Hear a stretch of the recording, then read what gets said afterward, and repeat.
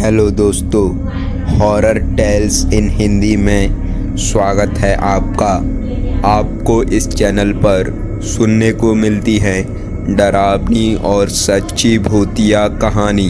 अगर आपको भी ऐसी वीडियोस देखना पसंद है तो इस चैनल को सब्सक्राइब ज़रूर करना।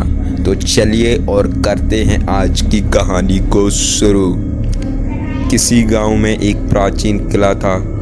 लोग कहते थे कि उस किले में एक भयानक चुड़ैल रहती है जो रात को उल्टी लटकती है।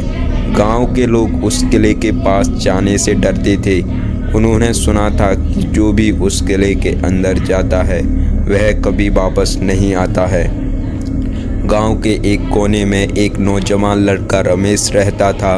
वह बहुत साहसी और उसे भूत प्रेत जैसी बातों पर विश्वास नहीं था। उसने कई बार उस किले के बारे में सुना, लेकिन उसने कभी उसे गंभीरता से नहीं लिया। एक दिन उसके दोस्त ने उसे चिढ़ाया और कहा, अगर तू इतना ही बहादुर है तो किले के अंदर जाकर दिखा। रमेश ने उनकी बात को चुनौती के रूप में ले लिया। उसने सोचा, ये लोग डरते हैं लेकिन मैं ऐसा नहीं हूँ। आज रात मैं उस किले के अंदर जाकर सच का पता लगाऊंगा। उसने रात के समय जाने का फैसला किया, क्योंकि कहा जाता था कि चुड़ैल केवल रात में ही दिखाई देती है। जैसे ही अंधेरा छाया, रमेश ने अपनी मशाल ली और किले की ओर चल पड़ा। उसका दिल तेजी से धड़क रहा था, लेकिन वह डर को अपने ऊपर हावी नहीं होने देना चाहता था।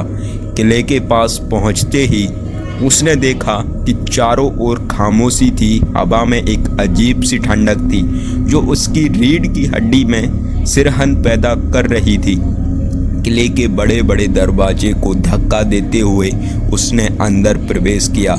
जैसे ही वह अंदर गया, दरवाजा जोर से बंद हो गए। रमेश का दिल तेजी से धड़कने लगा। उसने मशाल से चारों ओर रोशनी की, लेकिन वहाँ केवल खाली दीवारें और टूटे हुए फर्नीचर थे। उसने सुना था कि किले के सबसे ऊपरी हिस्से में चुड़ैल रहती है, इसलिए वह सीढ़ियों की ओर बढ़ा। जैसे जैसे वह ऊपर चढ़ता गया, उसे एक महसूस हुआ जैसे कोई उसकी ओर देख रहा हो। उसने पीछे मुड़कर देखा, लेकिन वहाँ कोई नहीं था।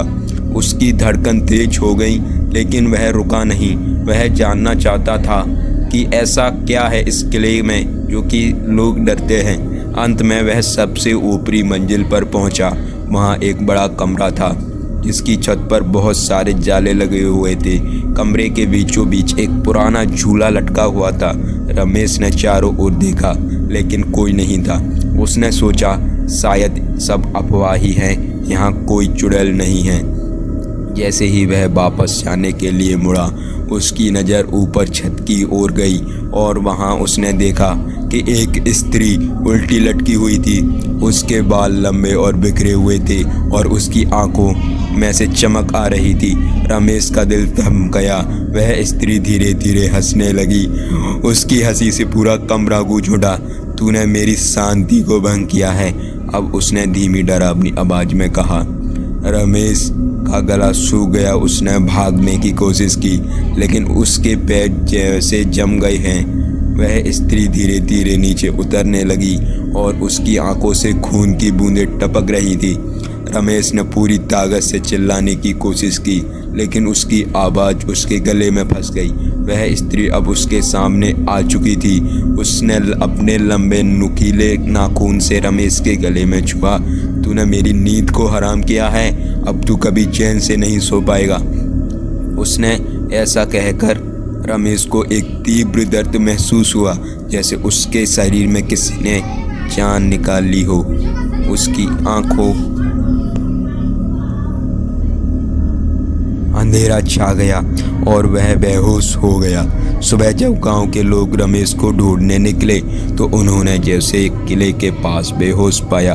वह पूरी तरह से कांप रहा था और उसकी हालत बहुत ख़राब थी। किसी ने भी पूछा कि उसका साथ क्या हुआ था, क्योंकि उन सभी को पहले से ही मालूम था कि वह चुड़ैल से मिल चुका है। उस दिन के बाद रमेश कभी भी पहले जैसा नहीं रहा। वह हमेशा डर से कांपता रहता और रात में चीख चीख कर उठ जाता। उसकी आंखों में हमेशा एक खौफनाक भय बना रहता था। वह कभी भी उस रात के बारे में किसी को कुछ नहीं बताता, लेकिन गांव के लोग जानते थे कि उसकी उल्टी चुड़ैल को देखा था और उसके बाद से उसकी ज़िंदगी कभी सामान्य नहीं हो पाई। गांव के लोगों ने फिर कभी उस किले के पास जाने की हिम्मत नहीं की। किला अब वहीं पर खड़ा है जैसे किसी भूत की तरह। लोग दूर से ही उस किले को देखते हैं और अपने बच्चों को हमेशा कहते हैं वहाँ पर मत जाना। उन्होंने रमेश की कहानी से सबक लिया और अब वे जानते हैं कि कभी कभी कुछ रहस्य ही रहने चाहिए। रात के अंधेरे में जब हवाएं तेज चलती हैं तो गांव के लोग कहते हैं कि वे उस किले से एक डरावनी हंसी आ रही है।